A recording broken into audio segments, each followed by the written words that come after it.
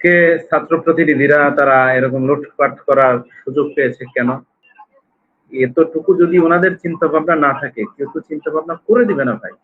আপনি কোনো একটা আমলাকে ধরবেন, আপনি এই নিয়োগটা কেন করছেন, বলবে আমাকে ছাত্র প্রতিনিধি পরামর্শ দিয়েছে।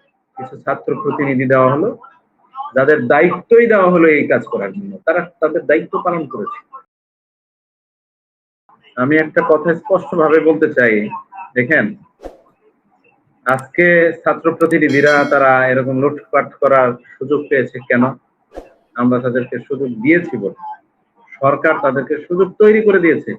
প্রত্যেকটা মন্ত্রণালয়ে 2 জন করে ছাত্র প্রতিনিধি দিচ্ছে, তারা অবজারভেশনের জন্য।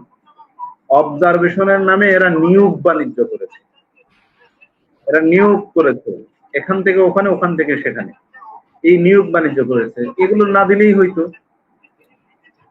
অন্তর্বর্তীকালীন সরকারের যদি সেইটুকু বোঝার সক্ষমতা না থাকে যে এখানে ছাত্র প্রতিনিধি দিলে তারা প্রভাবিত হবে, আর প্রভাবিতের ফলে তারা বিতর্কিত হবে, সরকারকে বিতর্কিত করবে, এতটুকু যদি ওনাদের চিন্তা ভাবনা না থাকে, কেউ তো চিন্তা ভাবনা করে দিবে না ভাই।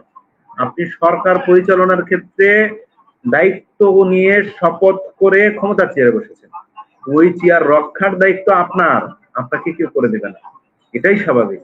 সেখানে কেউ যদি সেই এক্সট্রা ফ্যাসিলিটিস পাওয়ার সুযোগ পায়, সে তো আপনার ঘরে বসে থাকবেই, এটা অস্বাভাবিকের কিছু না। আপনি কোনো একটা আমলাকে ধরবেন, আপনি এই নিয়োগটা কেন করছেন, বলবে আমাকে ছাত্র প্রতিনিধি পরামর্শ দিয়েছে। স্পষ্ট বলে দিবে। ছাত্র প্রতিনিধি কি পরামর্শ দিবে? আপনি এখানে অ্যাডভাইজারের মতো তাদেরকে বসায় রাখছেন পর্যবেক্ষণের জন্য। অ্যাডভাইজারের জন্য তো আপনি আরো অভিজ্ঞ ব্যক্তি বাংলাদেশে ছিল না? বাংলাদেশে কি অভিজ্ঞ লোক জন্ম নেয়নি?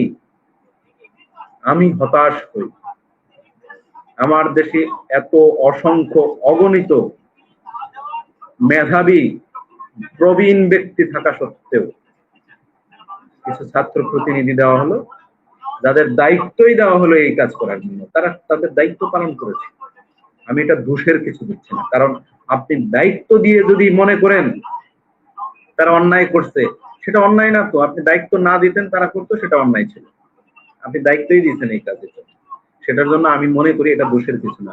এরকম নিয়োগ বাণিজ্য তারা করার অধিকার রাখে, কারণ এই নিয়োগ বাণিজ্যের জন্য রেলওয়েতে আপনি 2 জনকে দায়িত্ব দিয়েছেন, তারা ওনাদের টিকিট পর্যন্ত বিক্রি করে দেন। দুঃখজনক হলেও সত্য, আজকে কথাগুলো বলতে চাই না। আয়েশা সিদ্দিকা সিনথিয়া নামে যে মেয়েটি, তার ভারাক্রান্ত হৃদয়ের অনেক বক্তব্য ভাইরাল হয়েছে।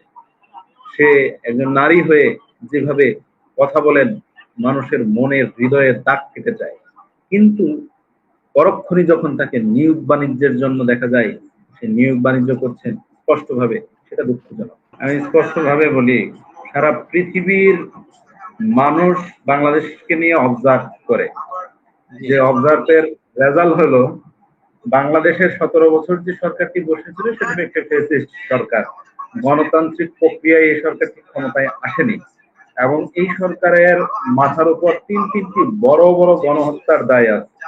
তাই কেউ চায় না নিজেদেরকে বিতর্কিত করতে, যে অন্যায়ের সাথে আপোষ করে কেউ চায় না এই বিবৃতি দিতে। এখন যদি আওয়ামী লীগ পারে, তাদের তো অনেক টাকা পয়সা আছে, বিদেশের কিছু প্রভুদের পা ধরে সেখান থেকে যদি কোনো বিবৃতি নিয়ে আসার চেষ্টা করে, সেটা করতে পারে। আমি মনে করি সেটা করা উচিত, না হলে এছাড়া তো আর উপায় নাই। খুদ ভারতের বিবৃতি নাই, তাহলে আমি মনে করতে চাই স্বামীর দেশ ভারত, সেই স্বামীর যদি বিবৃতি না দেয়, তাহলে আর কেউ দিতে পারে না, আর কেউ দিবেও না।